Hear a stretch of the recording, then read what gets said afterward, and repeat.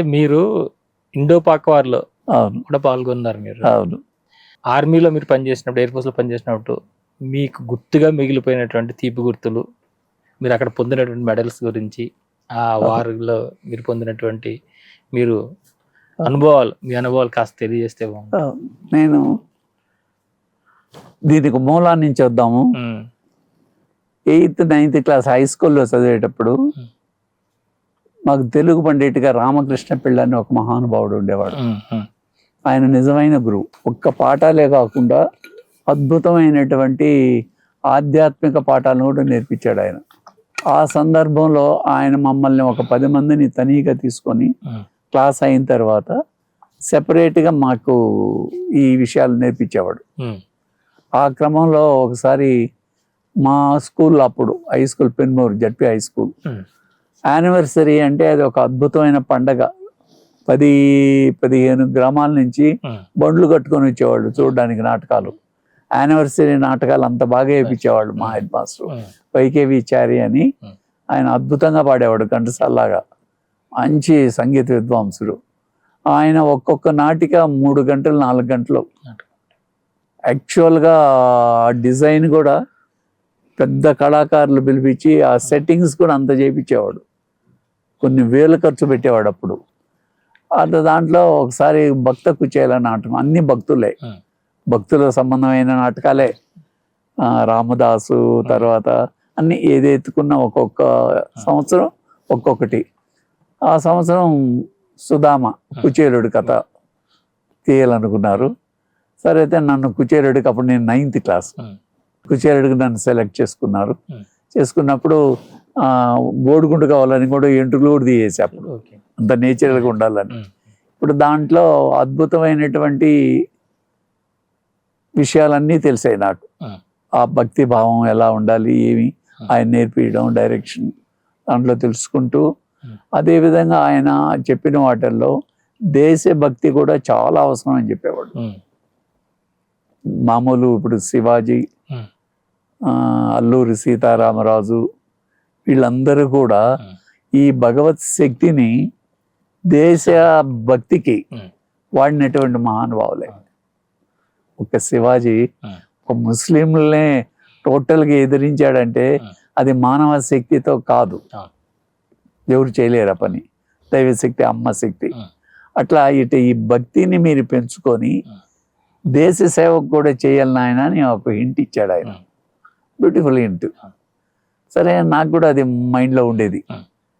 కానీ అది యాదృచ్ఛికంగా భగవంతుడి దయ వల్ల ఎయిర్ ఫోర్స్లో చేరడం, నేను కూడా ఇప్పుడు దేశ సేవ చేసే అదృష్టం భగవంతుడే ఇచ్చాడు నాకు అని చాలా చక్కగా డ్యూటీస్ చెప్పాల్సిందే. ఇప్పుడు నేను 10-15 సంవత్సరాలు 15 years వర్క్ చేస్తే ప్రతి సంవత్సరం అసెస్మెంట్ అని ఉండేది. శాట్, గుడ్, బెటరు, లాస్ట్ వచ్చి ఎక్సెప్షనల్. ఈ 15 ఏళ్ళు నాకు ఎక్సెప్షనలే.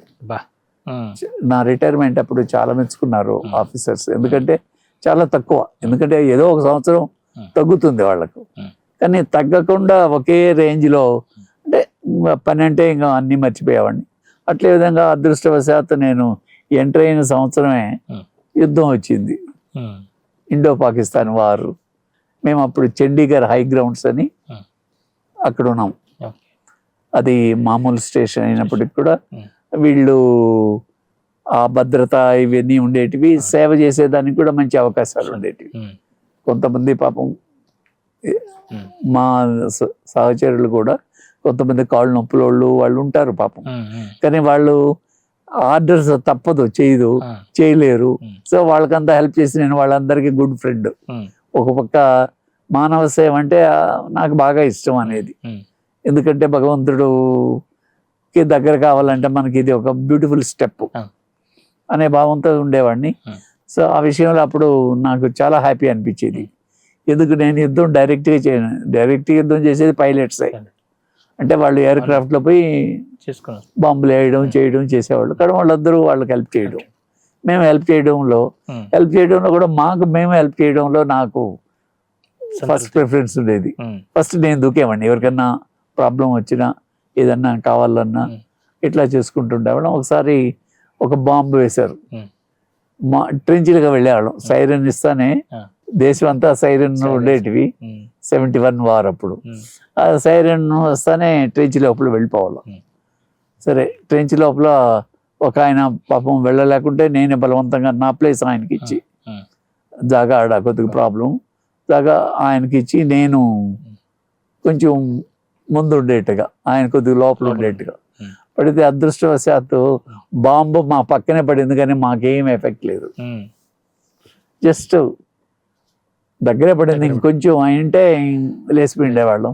తర్వాత నేను ఎయిర్ ఫోర్స్లో ఉన్నాగా భగవంతుడి దయ వల్ల నేను ఈ వీళ్ళు ఉంటారు క్లాస్ 4 తక్కువ స్టేజ్ ఉండేవాళ్ళు.